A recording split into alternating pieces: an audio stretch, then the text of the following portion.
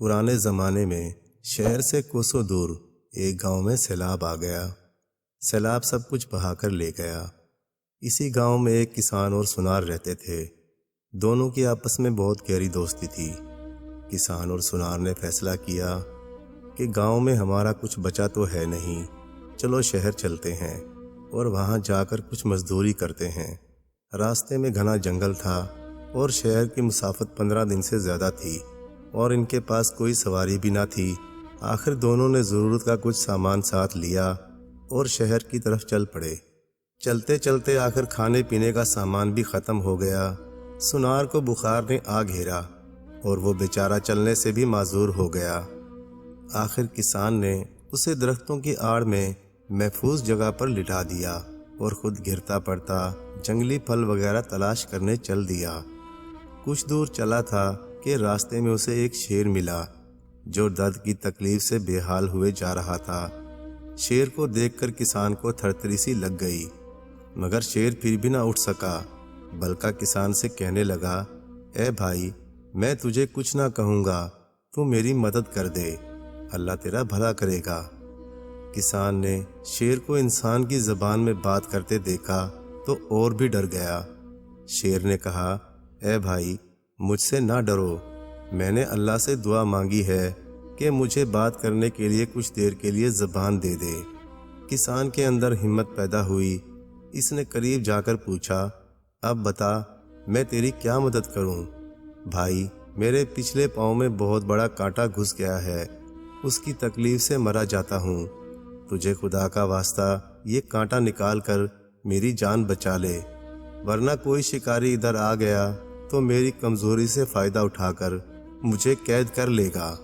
کسان نے خدشہ ظاہر کیا، کانٹا تو نکال دوں گا، مگر کیا بھروسہ کہ تو مجھے کھا نہ جائے۔ شیر نے عاجزی سے کہا، میں وعدہ کرتا ہوں کہ میں تجھے ہرگز کوئی نقصان نہیں پہنچاؤں گا، بھلا کوئی اپنے موسم کو بھی نقصان پہنچاتا ہے؟ ایسا تو تم انسانوں میں ہوتا ہے۔ کسان نے ہمت کی اور آگے بڑھ کے شیر کے پاؤں کے اندر تک گھسا ہوا کانٹا نکال دیا۔ زخم کو صاف کر کے اوپر رومال پھاڑ کر پٹی باندھ دی۔ شیر نے شکریہ ادا کرتے ہوئے کہا، اے نیک دل انسان، تیری اس نیکی کا میں کیا بدلہ دوں گا؟ آج چل میرے ساتھ چل۔ کسان شیر کے ساتھ چل پڑا۔ کسان نے شیر سے کہا، اے شیر بھائی، میرا ایک اور ساتھی بھی کچھ دور جنگل میں بیمار پڑا ہوا ہے اور کمزوری کی وجہ سے اس سے چلا بھی نہیں جا رہا ہے۔ پہلے مجھے کچھ کھانے کے لیے جنگلی پھل وغیرہ کا درخت بتا دے تو تیری مہربانی ہوگی۔ شیر نے کہا، اے نیک انسان، تیرا دوست بھی میرا دوست ہے۔ سن، ابھی کچھ دنوں پہلے 2 شکاری اس جنگل میں مجھے شکار کرنے آئے تھے۔ میں نے اور میری شیرنی نے موقع پا کر ان دونوں پر حملہ کر کے انہیں ہلاک کر دیا تھا۔ ان کے ساتھ کھانے پینے کا سامان تھا، وہ محفوظ ہے۔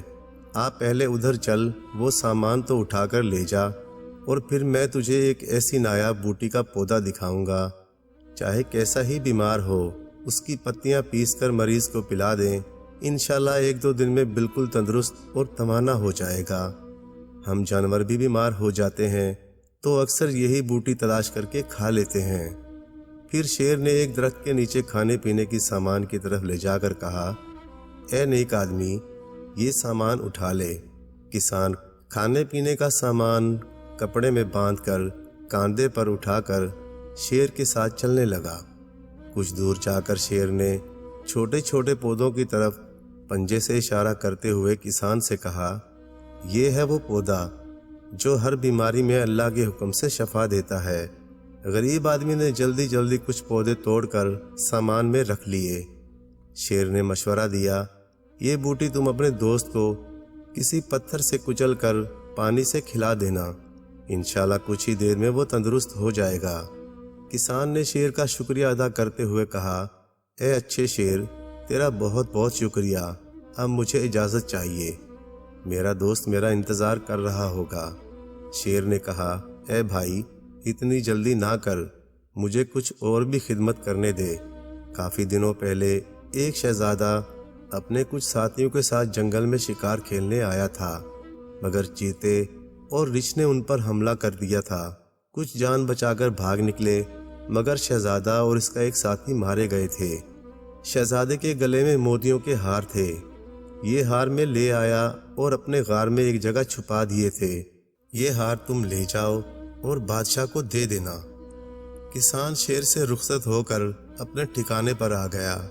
سنار کو اٹھا کر اسے بوٹی کچل کر پلا دی۔ کچھ دیر میں سنار کا بخار ختم ہو گیا اور وہ بھلا چنگا نظر آنے لگا۔ کسان نے اسے جب تمام حالات بتائے اور شہزادے کا قیمتی ہار دکھایا تو سنار کے دل میں لالچ پیدا ہو گیا اور جواہرات چرانے کی ترکیب سوچنے لگا۔ کھانے پینے کا ذخیرہ مل چکا تھا، لہٰذا دونوں پھر شیر کی طرف چل پڑے۔ سنار کے دل میں لالچ تھا، جیسے ہی موقع ملا وہ جواہرات چرا کر بھاگ نکلا اور گھر کی راہ لی۔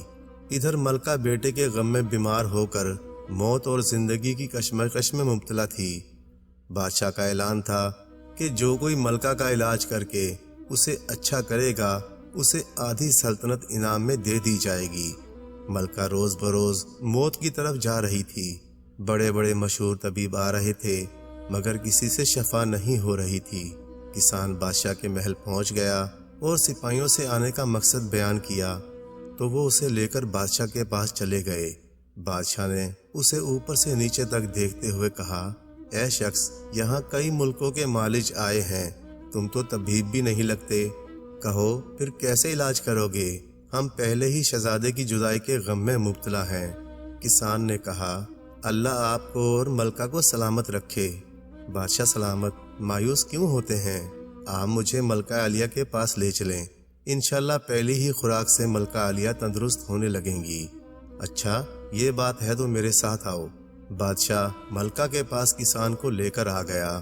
کسان نے جیب سے بوٹی نکال کر اسے پانی میں گھول کر جیسے ہی پلایا، ملکہ کے ہاتھ پاؤں میں جنبش ہونا شروع ہو گئی اور اس نے آنکھیں کھول دیں۔ دوسرے دن وہ بات چیت کرنے کے قابل ہو گئی۔ تمام خادمائیں، کنیز اور خود بادشاہ بھی یہ دیکھ کر حیران رہ گئے۔ شام تک ملکہ جسمانی طور پر بالکل ٹھیک ہو گئی تھی۔ بادشاہ نے غریب اور نادار عوام کے لیے خزانے کے منہ کھول دیے۔ کسان کو آدھی سلطنت دینے کا بھی اعلان کر دیا گیا۔ کسان نے بادشاہ سے کہا، عالی جا، شہزادہ شکار کے دوران مارا گیا۔ پھر اس نے شروع سے لے کر آخر تک سارے حالات کا بادشاہ سے ذکر کرتے ہوئے سنار کی بد عہدی اور دھوکے بازی کا ذکر کرتے ہوئے بتایا کہ سنار شہزادے کا قیمتی ہار چرا کر فرار ہو گیا ہے۔ بادشاہ کو سنار کی دھوکے بازی پر سخت غصہ آیا۔ اس نے فوراً سپاہیوں کا ایک دستہ روانہ کرتے ہوئے سنار کی فوری گرفتاری کا حکم کر دیا اور گاؤں والوں کے لیے امدادی سامان اور مدد کے لیے کارندے علاقوں میں روانہ کر دیے۔ سنار کو اس کے گھر سے گرفتار کر کے قید کر دیا گیا اور کچھ عرصے بعد کسان کی ایمانداری کو دیکھتے ہوئے کسان کو اپنی سلطنت کا وارث قرار دے دیا۔ جب بادشاہ اپنی طبی موت مرا تو لوگوں نے کسان کو بادشاہ بنا لیا۔